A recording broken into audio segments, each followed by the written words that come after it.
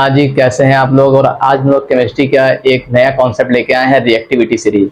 आप किसी भी क्लास में हो, class 9, 10th, 11th, 12th, IIT, JEE, NEET, कोई भी एग्जाम दें, आपको ये रिएक्टिविटी सीरीज याद होनी चाहिए। क्योंकि केमिस्ट्री में केवल केमिकल रिएक्शन है, और केमिकल रिएक्शन कब होगी कब नहीं होगी ये रिएक्टिविटी सीरीज बताएगी।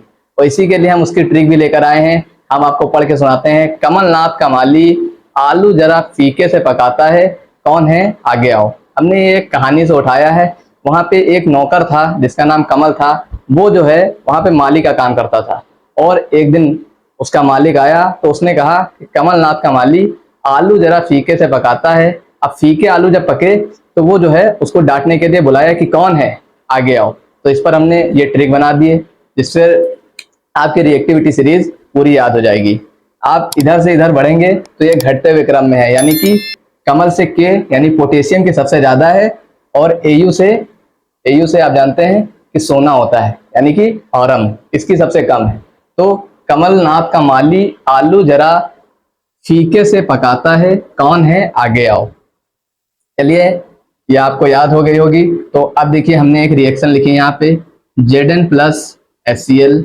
अब ये बताइए रिएक्शन होगी कि नहीं होगी। अब इसमें हम रिएक्टिविटी सीरीज में देखेंगे कि Zn जरा से Zn जिंक आ रहा है, जिंक यहाँ पे है और H यहाँ पे है, यानी कि Zn की ज्यादा होगी और H की कम होगी, तो ये इसको जो है रिप्लेस कर देगा। तो ZnCl2 और प्लस ये H2 को बाहर निकाल देगा गैस के रूप में, और ये जाएगी फुल। अब हम एक दूसरी रिएक्शन लिखते हैं कि H2 प्लस ZnCl2।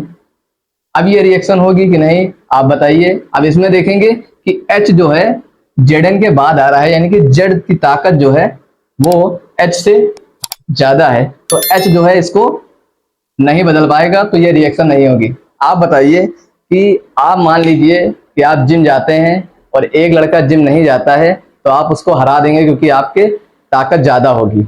और इसी प्रकार ये रिएक्टिविटी सीरीज है। इसमें जो पहले आ रहे हैं उनकी ताकत ज्यादा है और जो बाद में आ रहे हैं उनकी ताकत है कम।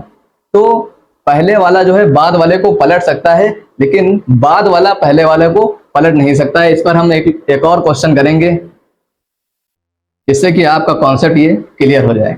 एक हम उठा लेते हैं, जैसे Na सोडियम की रिएक्शन कराते हैं H2SO4 से। अब ये रिएक्शन होगी कि नहीं होगी, तो आप देख लीजिए। सोडियम जो है पहले आता है, यानी कि ये ज्यादा ताकतवर है, और हाइड्रोजन जो है बाद में आ रहा है, तो ये कम ताकतवर है, तो ये इसको पलट देगा। Na2SO4 और ये प्लस हाइड्रोजन गैस निकल गई। अब हम एक दूसरा उदाहरण ले लेते हैं। ऐसे हमने ले लिया एल्युमिनियम और प्लस ZnCl2। अब ये रिएक्शन होगी कि नहीं होगी। अब आप लोग कहेंगे फिर ये रिएक्शन हो जाएगी कि एल्युमिनियम जो है पहले आ रहा है, इसकी ताकत ज्यादा है, और Zn बाद में आ रहा है, तो ये भी रिएक्शन हो गई, AlCl3 प्लस Zn। लेकिन अगर आप कोई लो रिएक्टिव एलिमेंट उठा लें, यानी कि कमजोर को उठा लें, जैसे कि Pb को उठा लें, Pb प्लस CaCO3, तो ये रिएक्शन नहीं होगी क्योंकि Pb बाद में आ रहा है, तो ये है कमजोर, और Ca जो है पहले है, तो ये जो है मजबूत आदमी है।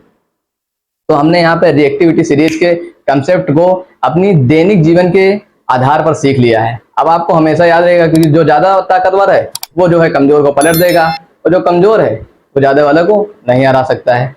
तो ये आपका कंसेप्ट क्लियर हो गया होगा।